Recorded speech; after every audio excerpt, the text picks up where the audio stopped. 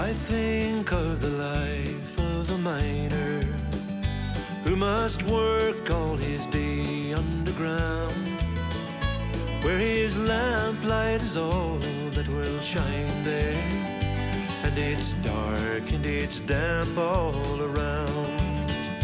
It is 2 or 3 miles to the coal face, and the tunnel is jagged and low, but he cannot find work on the surface, so it's down in the mines he must go. And you're very welcome back to Kilronan Castle, where we're continuing on with our interviews looking back on life in the Arigna mines. Well, we've heard from several miners that we've interviewed about the struggle that they had for getting better terms and conditions and better working rights. Indeed, establishing a 5-day week was something that led to many big strikes in the mines, and there were subsequent ones that followed as well. One particular name that was always very much front and centre when it came to representing the rights of miners was the name of Charlie Hopkins. He was somebody who later went on to serve on the local authority in Roscommon as county councillor, as a careerlocht of the local authority as well. And somebody who would have served with him at around about that time as well is our next guest. Deputy Frank Feighan, Sligo Leitrim TD, of course the former TD in Roscommon, joins us here in Kilronan Castle. And Frank, maybe we can start off with your early memories of Charlie Hopkins and I suppose the shrewd political operator that he was. Yeah, Charlie, as you know, worked in the mines, and he came from Rigna, and he got elected Roscommon County Council in 1991.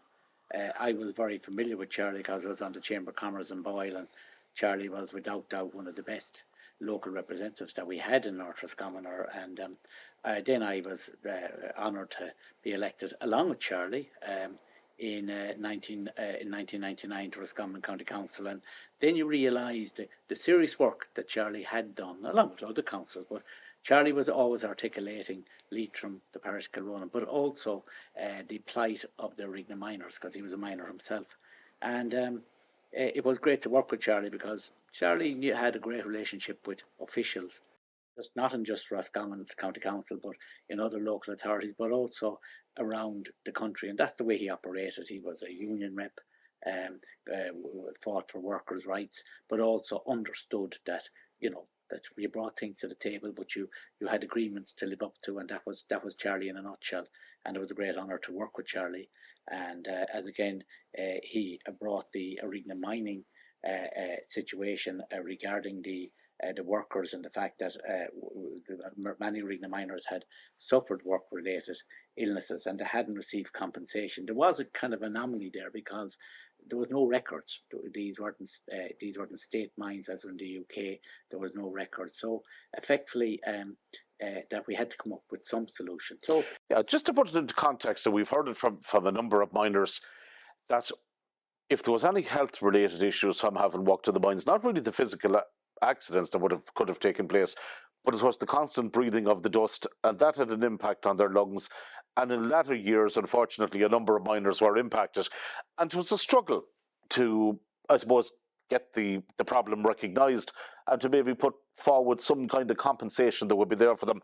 And I know you played a central role in that, along with others as well. Yeah, I remember meeting in Keeju, in the hall in Keeju, and in fairness to Eamon O'Queeve, the Fianna Fáil minister, who, he got it, absolutely got it. And we felt that we were going down the wrong way looking for compensation because it wouldn't have sufficed. But we came in under the disabled benefit under the occupational illness scheme, and it was an Irish solution to an Irish problem where they would extend disabled benefit to former miners suffering from a prescribed occupational disease such as pneumoconiosis, which is known as black lung disease. Mm-hmm. So we got a kind of a vehicle that we could try to get some compensation, and that's where Eamon O'Keefe came in. But also I want to pay tribute to all the various the National Miners Coal Miners Association. They were coal miners from Castlecomer and Kilkenny, Ballingarry in County Tipperary, and Rossmore in County Laois, and we all came together, and it was very united. But you were dealing with men, especially, who had worked all their lives and worked hard all their lives, and they were there prepared to kind of roll up their sleeves and be united to get this disablement scheme. And again, I want to pay a tribute to Charlie Hopkins. Certainly, Morris Cullen was very involved from Drumshanbo there. But there was a lot of real goodwill there. But there was goodwill on behalf of the government, before my government as well, to make sure that these men, that their plight was recognised. And it was Yeah. very hard, very tough to see men coming into my office, and Tony McLaughlin had them in his office in Sligo, coming in and they could hardly breathe, and you knew that it was quite obvious that that their working conditions. It was a legacy of having worked in the mines. Um, Charlie, as you mentioned, is somebody lobbying for that, and as a trade unionist, he had so many skills as well as a negotiator. And I presume you would have heard many stories from him about the mines during his times in them, because he not alone could he talk the talk, but he walked the walk in terms of working on them as well. Yeah, and Charlie understood that there was legislation that was in the UK, because it said the mines were nationalised, that weren't in Ireland. It was ad hoc, and it wasn't the fault of. It was just there was no legislation in place.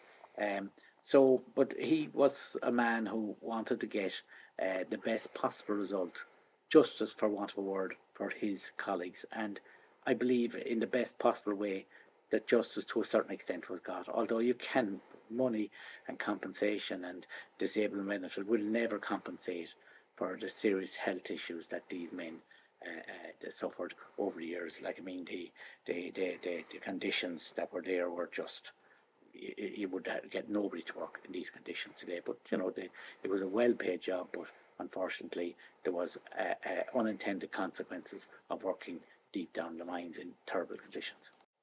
When your political career started towards the end of the 90s, it was 9 years on from the closure of the mines, and it's still probably fresh in a lot of people's memory as well. You obviously would have walked along with Charlie Hopkins. You would have represented this area initially in Roscommon, South Leitrim. Then in latter years, North Roscommon moved in with Sligo Leitrim for a while as well. So you'd have been acutely aware of the challenges that Rigna and the surrounding areas faced in the aftermath of so many jobs being lost. Indeed, it could be compared to like a multinational pulling out of Dublin now. If you went, I suppose, for the proportional or pro rata effect it would have had on a small area. How do you feel Rigna has responded since then and the surrounding areas? I think Regna in some ways was isolated from immigration. A lot of times, immigration did happen in Regna, but you had jobs, although albeit tough jobs. Mm-hmm. But I knew in Boyle we had a shop, and in Boyle and Drumshanbo was even more, and probably Carrick and Shannon. But certainly you knew when the Regna people came into Boyle, or they had money. They had money, but they worked bloody hard for it. But over the years, then I suppose a lot of great work has gone on, and you have the pitch development, and you have a lot of various developments going on. But that's because the community are coming together.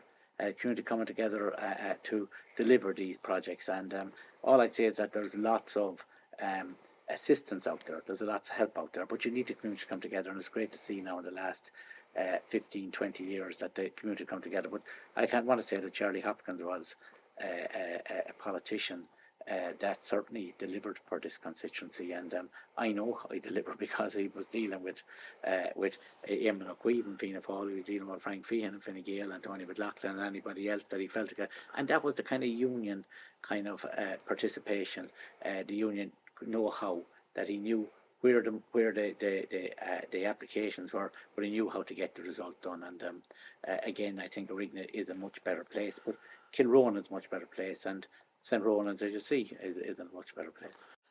The importance of tourism nowadays is very much, I suppose, alive and well in the Kilronan and the Rigna area. We have the Miners' Way, the walk where so many people go on, the Rigna mining experience. And I suppose in many ways it symbolises the greater Northwest and the huge dependency on tourism in this particular region.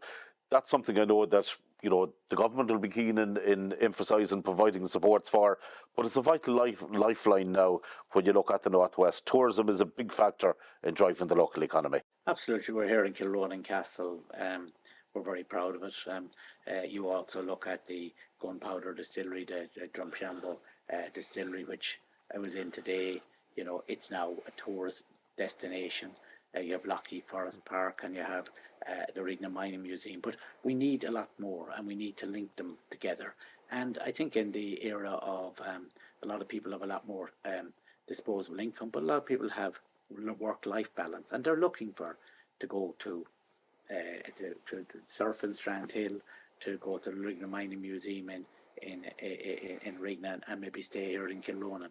But we need to do an awful lot more. Mm-hmm. And I think that leisure activity, and certainly you have the mountains, and you have the scenery, you have the lakes, and you have the rivers.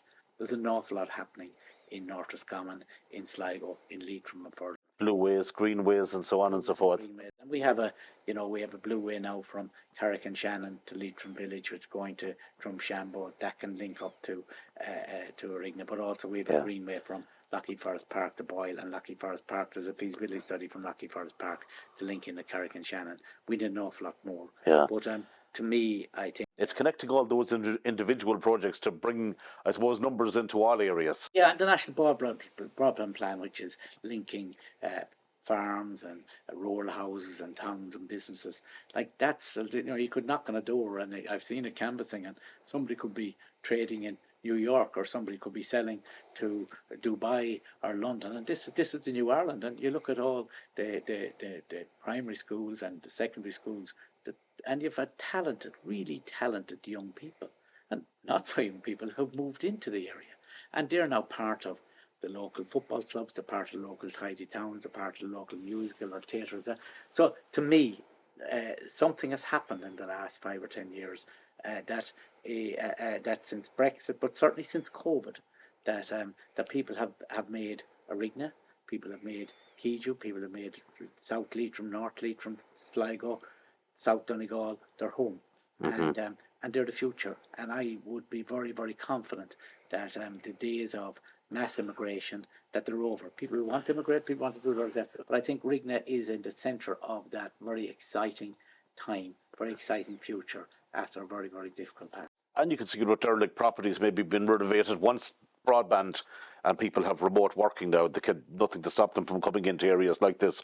Speaking of facilities, and we were talking about Charlie Hopkins, and in fairness to him, he was a great socialiser, he was a great networker. Charlie, had you ever the opportunity to come down and experience any of the Arigna hospitality during his term, maybe as a councillor or whatever? Or is there any stories that you can tell us about that that's fit for video?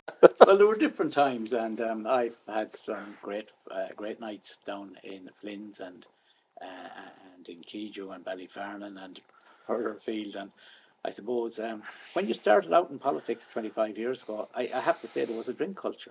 If you went to a funeral and you didn't go to the pub that evening, you were politically finished. Or thankfully, it's gone. But yes, we. So if you didn't go to the bar, it was a sure way to lose a few votes. It was. You were in town, or you were in the village, and you hadn't called in. But it was great crack. And, yeah.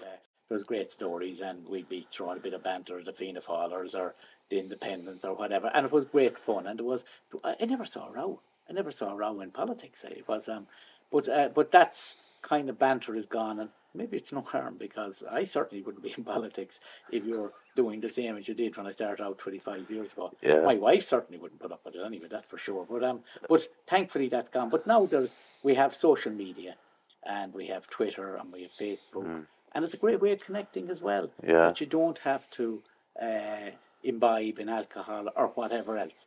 But there were mad times, and but there were the times they were the times that were in it, and I think we've become a lot more mature politically, maybe a bit more duller, but I think that there's thankfully that alcohol and the abuse of alcohol isn't in politics, but isn't even in everyday life now. And you saw, if you were working in Rigna Mines, you came out, there was dozens of pints there, that you slate your thirst. It was part of wasn't it? Albert Runnels had famously called it one time the chicken and chip circuit.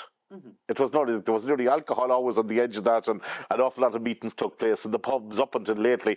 You'd see an awful lot of the come-on meetings taking place there, and a lot of it centred around pubs back in the day. It did, and if you started out first and you went to a function or you went to something at a council, there could be a glass of red and white wine on a Monday morning, and you might have half a glass or something. It just wasn't right. And thankfully, that's gone. Yeah. And I think but a lot of meetings. I had 2 meetings today online, and most of the HSE representatives were online as well. Whereas normally I might have had to go to Cavan or go to Donegal or go to Dublin. It's online, and the business was done. Yeah. And we can do it from our own. What walking is there? And that's for broadband. But people want life-work balance now. And I remember going to a factory not too far from here and asking about 9 years ago, what was it like to get staff? And he said, well, the staff here, he said, they want to work just 4 days a week and they want to go surfing on Strand Hill on a Friday. And he said, 20 years ago, I'd say, there's the door. But they're working, they're 12 hours a day, and they're going surfing in Strand Hill on a Friday, and they'll probably go walking up the hills of Rigna, and they'll probably go walking around Lockley Forest Park or doing the Blue Rain Greenway. And that's the New Ireland we have. New Ireland and work-life balance in 2025. And it's really exciting. Well, look, Deputy Frank Feighan, thank you so much indeed for joining us, for sharing the memories that you have of the late, great Charlie Hopkins, I think it's fair to say. And I know you've represented miners, as we mentioned there, on the whole dust issue, and indeed represented the area on numerous of occasions, and indeed for different projects that are going on. And I know everyone in the area is grateful to you and thankful to you for that. And indeed, we're thankful to you for joining us this evening. Thank you very much, John. I think of the life of the miner who must work all his day underground, where his lamplight is all that will shine there, and it's dark and it's damp all around. It is 2 or 3 miles to the coal face, and the tunnel is jagged and low, but he cannot find work on the surface, so it's down in the mines he must go.